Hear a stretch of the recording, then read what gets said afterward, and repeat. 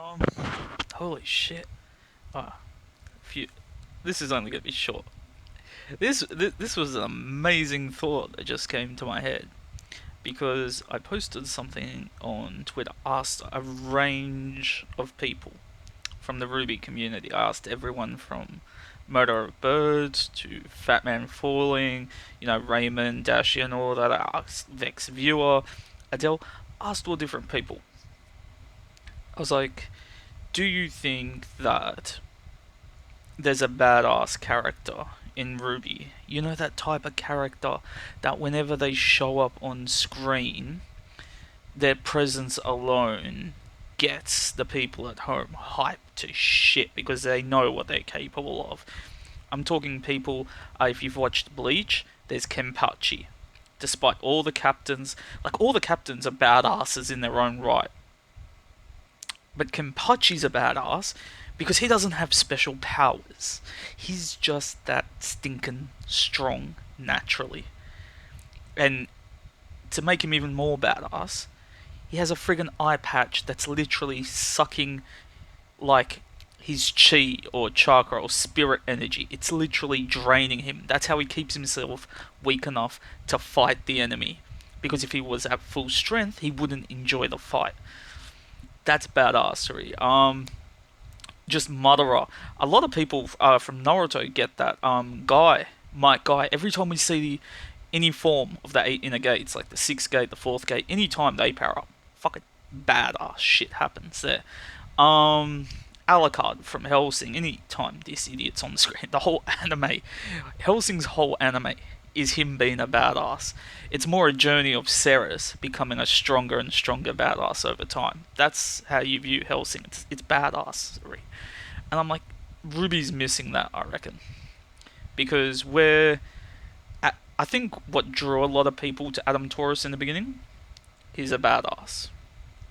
We were waiting for it. And the only animation we got from him that indicated badass came from Monty. Even in Volume 6, that was Monty doing that anime style fighting. The rest of it just was. That's what I think Ruby is also struggling with. Its fight animation lacks that anime feel to it.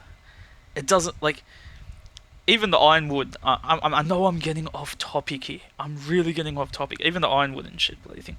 But anyway, what this led into got me thinking with Volume 7, what could they have done? Like, who would have been the badass character in Volume 7? And I know I could go towards multiple people. They could have done Ironwood if he had a fucking semblance. He could have been a badass. Winter potentially can still be a badass. I think they're trying to repeat Raven versus Cinder, where they're like, oh, feminist badassery, which I have no problem with. I love Ceres Victoria. I've said it. I'm all Homura from friggin' Madoka Magica. Her in combat is amazing. I don't mind about it, but it's just like it's getting. It's the maidens. They're female regardless. You have to have female fights. It's going to be interesting seeing Winter if she does get the maiden powers, and if she's willing, if she can adapt to them fast enough that she can merge them with her Schnee semblance. Or is her Schnee semblance still active? Oh yeah, it is, because Cinder's able to do glass, so you maintain your original semblance with the maiden powers. Thought there. But who I got onto was Penny. Penny should be the epiphany of badassery. But the problem with that, in some anime, like Hellsing, it can work, where you can have a badass on screen for the whole show. But in most shows, to get the full effect of a badass character, it's better when they're on screen less. Or sometimes make a joke out of it, like especially with Mike Guy and Kenpachi. Most of the time when they're on the screen, they're lazy or they're doing a joke or something stupid. Like Kenpachi gets lost. He has a really bad sense of where he's going, and doesn't help that the girl on his shoulder, who he relies on to find his way somewhere, is also just as clueless as he is. And Mike Guy, he's Jesus. His character speaks for itself with his optimism and everything.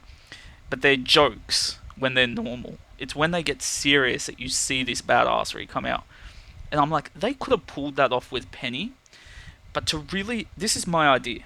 This is my writing idea about how the stakes could have been pushed really friggin' high. And we would have seen a death. A death. But it would have been a sacrifice. Okay? This whole thing with framing Penny, push it to its absolute limits. One of the things this season did wrong that was absolutely stupid was the moment Penny got into the Schnee family manor. Like, I've seen people, like, even, I think even, yeah, Murder of Birds and shit pointed out, is like, why the hell have you got the potential killer sitting in the friggin' manor, and you got Ironwood going, oh, I'm sure it's fake. And I'm like, but if you can prove that it's fake, you should have shown it to those three sitting on the end of the table first. You know, show it to the council, the representatives, get the established so they can get propaganda cleared up that, oh yeah, it's fake. We got actual proof of it. Instead, it's just like, oh no, we'll show up at the house with the potential killer and just act like that was stupid.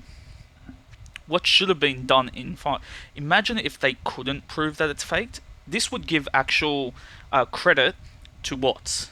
This would make him, because Watts has been a bit of a joke, if we're being honest, with his hacking. Everyone thought like this guy could hack anything, but then as the season's gone on, oh no, he needs Jacques' credentials in order to hack the system that he created. What?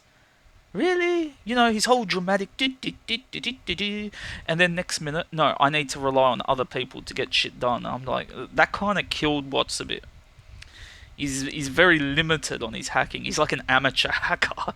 He can do the little things, but without given access to shit, he's actually pretty worthless. I was thinking, yeah, make it that they can't prove that it's fake. Maybe that can rest with Robin and her crew, because Robin and her crew technically know it's fake. I would have killed off maybe Goat Girl then, just have her fucking get poisoned, whatever, and kill her off. That would have brought thing in. My point is, at this point in time, when Penny gets shut down, and it's actually revealed that Pietro is using a permanent transfer of aura, and he's already missing parts of his aura. It's like he's literally dissecting his aura life force to boot her up every time they shut her down. And you have to make it so people actually feel like this isn't an on and off switch. So, my idea, make it that Pietro's sick. Something like cancer or something. Like he's got something that's actually killing him. He hasn't got long to live anyway, and he's been keeping that with himself. And they've shut down Penny, and he reveals, like, even if they allow me to start her up again, he goes, most likely this time it's gonna kill me to do so. So he goes, that's the issue at hand. We've shut her down, and if we bring her up online, I'm most likely gonna die. Then the stakes are really high. Then you do the whole Grim invasion. But if we're being honest, don't split the Grim invasion into. I don't care. That's stupid. That is really dumb. Because as we've seen, after the first Grim invasion, it potentially had a chance to unite Atlas together for the common threat, which is just have a full-out Grim invasion that's getting larger and larger. Have Salem walking up to the city. Do something bigger. Anyway, when Team Rwby and all that headed down to Mantle, have Pietro and Atlas, and he turns when it all comes out in the open with Jacques. Have Jacques be at least smart, so he's actually aware of what's happening, instead of, oh, I'm a goofball, I don't know what the fuck I'm doing. Just have him be like, yeah, you were framed so I could get into power. Yes, I'm sacrificing Jacques for this, but it's fucking canon anyway. He's like, you didn't do it, he's working with somebody who framed you, blah blah blah. And this is where Robin really has to step in and go, yeah, we found poison, and they look up, like, you know, poison faunus, Tyrann Callus. Try to connect it that way. And at that point, they're like, so it wasn't Penny. No, it wasn't Penny. And the Grim invasion's happening, and have it more threatening. Because this Grim invasion, especially the first half, has been pathetic. Utterly fucking pathetic. Like, we're not actually shown the fact that you lost Mantle. That losing Mantle happened technically off screen, because what we saw was our heroes beating the shit out of the Grim and winning. We witnessed the civilians getting away to save points without being killed. They're not trotted on, they're not picked off, no civilian deaths, and then they get flown off. So it was a really poor Grim invasion to me. So make it more drastic where people are dying. Show it. It's not that fucking hard to show one of those pterodactyl things just fly in, pick up a civilian, pick it up, and then in midair just crunch on it and break it apart. You know, do it. Make these Grim invasions like scary as shit. They're monsters. They're the creatures of Grim. Show threat. At this point, Pietro just looks at Ironwood and he goes, "I'm bringing Penny back online." And you see from like Rwby or someone goes up to him and he's like, "You can't do that. You're going to." And he just shushes her and he's like, "I can't save everyone. She can save everyone. That's why I built her. She's the protector of Mantle." Dun dun dun! All of a sudden, we realize he's gonna martyr himself to bring Penny online. This is building up Penny to be this huge asset to the fight. You show the ship going down. His ship that he's on with his walker thing gets attacked and it's going down. It crashes. He gets out and he's trying to get to his laboratory, but he's attacked by Grim. It shows that the walker actually has some weaponry to a degree. He loses the walker, crawls into the laboratory, crawling, activates the goddamn machine, and says something like, a speech about how he cares for her, greatest accomplishment, that he loves her, wishes her the best, take all of my aura of it, and become the bright future that this city needs. Pietro dies. Penny comes online, has a moment, she has to have a moment where she realizes what Pietro's sacrificed, maybe lifts him up and puts him on a bed, walks out the door, says goodbye father or something, closes the door to his clinic, and then goes. You just see her activate the things from her back. They're firing lasers, shooting down Grim out of the air. All of a sudden, Penny is badass Penny. Not Penny that shoots her fucking laser at a Grim skull, the thickest most armored part of the body, and goes, "Well, I can't fucking kill it, even though my laser can take out multiple friggin' ships and shit. Nah, I'm gonna shoot the Grim at its most armored fucking point, just so we can have this stupid fucking moment where we take off the tusk, plant the tusk on the ground, and then flip the Grim over, impale it on the friggin' tusk. Instead of just, I'll fly to the side and shoot right through the friggin' flesh of the Grim, instantly killing it in its most vulnerable state." Tactics. So you turn her into a friggin' badass. You have point of view perspectives. Like, have us from Penny's view with her optics. It's like scans the Grim, targeting weak points on the Grim. Make it look like the Elysians actually know a lot about the Grim, like they've researched them. That was part of how Weiss got her knight, is that the Elysians are experimenting with Grim. They know a lot about them. They implemented the Geist Grim into armor to possess the armor, because they wanted to try and weaponize the Geist Grim. Why Slater, that's how come she's got the knight. That's the really cool aspect, which we have not seen any of that in fucking Volume 7. And with Penny flying, from her point of view, it's like, oh, scan this thing, weakness here, most strongest part here, and then she targets her. That would create Penny the Badass because Adam's dead. Crow is a friggin' joke. Um, Raven's kind of a badass, but her character is just like stupid. I don't want anything to do with this, even though I made myself a maiden. Therefore, implementing me in the one thing I want nothing to do with. It's like every character that's getting a backstory has a shit fucking backstory. I'm realizing that.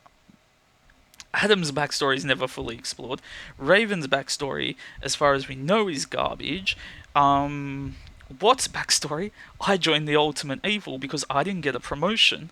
Hazel's backstory: my sister died at training to be a hunter school, so I'm gonna blame Ozpin and not the bloody princess of the Queen of the Grimm. No, I'm gonna join. Yeah, she most likely died from Grimm, but I'm gonna go join the Queen of Grimm. Like, every backstory we're getting is horrible in Rwby.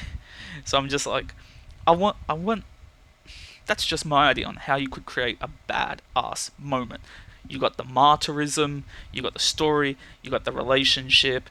Penny comes out of it badass. So whether she does die in the future or whether this establishes, because of Pietro, the way he died, that she has to live for a brighter future. It's that aspect. This was a random idea I had like 5 minutes before I started recording this. Literally went from a question on Twitter to I thought up this entire idea for Penny, Pietro, and how to create a badass through martyrism.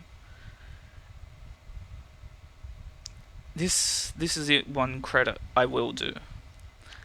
The Rwby fandom, when they create fan fiction, and I'm not talking about shipping. Fuck off with your shipping fanfiction. I can't be bothered reading that shit. But when you create fan fiction on different characters, where you're trying to explore their backstories, or trying to show a fight scene, or even slice of life stuff, the Rwby fandom's just doing a better job than the show in all aspects of this. And when people talk about what's canon, because I've seen some stupid shit come out of some fans' mouths online.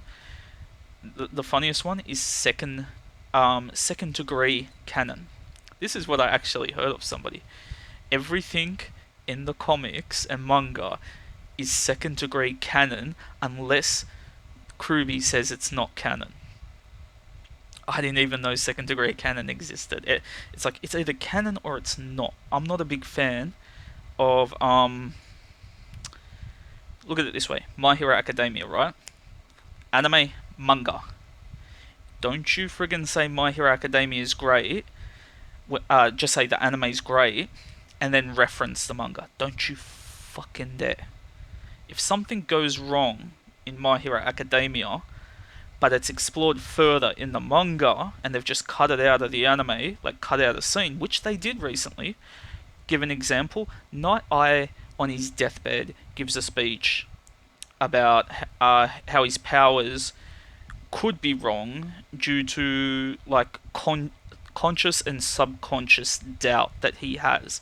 It's like he became so reliant on his power that, hang on, what it says in the anime is, oh, there's this energy surrounding you and your friends, and this energy conversed on you, Midoriya, and you broke my foresight. You broke the future. You twisted it. And that sounded dumb to me. That came across as power friendship bullshit. Someone online supplied me with pages from the manga of this exact scene, and they said they've cut quite a bit of that scene. They've narrowed it down. The bigger explanation is it saying that he has conscious doubt and subconscious doubt in his mind. Night Eye became so reliant on his powers that even he did not believe that he could change it in the end. So he became a slave to his own powers, and the beauty of the younger generation is they refuse to believe that they're limited by his power. And it's their positivity that helped them break it. They're not trapped in their minds like he is by his own power. That's just something I found absolutely amazing. But yeah, just as I'm ending this video now, that's all I'm gonna say is that with Rwby, um, don't try to make the show that we're watching from Rooster Teeth, don't try to say it's better because of something that happens in a comic. Because the big problem is you got two comics made by two different people, and the characters from the show in the comics are vastly different from how they are in the show. Like, Weiss's mum Willow is completely different in the comics than she's in the show. Complete opposite character. She's a bitch in the comics. So you take that, and then you got the manga as well, and you're like, you cannot reference these things and say they apply to the show. What the show shows you is what they've done. So if the show's got problems, just say the show's got problems. Then when you go and read the comic series, and that just proves, because if the comic series or the manga was going to do themselves properly, they have to show everything. Because that's what the manga essentially is. It shows everything from episode 1 up forward. Maybe they add more stuff in. But the comics don't do this. Even the Rwby comics are just like, this is all the stuff you didn't see, therefore it's canon. And to me, I think that's garbage. I honestly do think it's garbage. Because it's like an excuse for what the show is not capable of doing. That's how I'm gonna end this video. Let me know what you think of my whole Penny Pietro martyrism into badass Penny idea. Would you have liked to see it?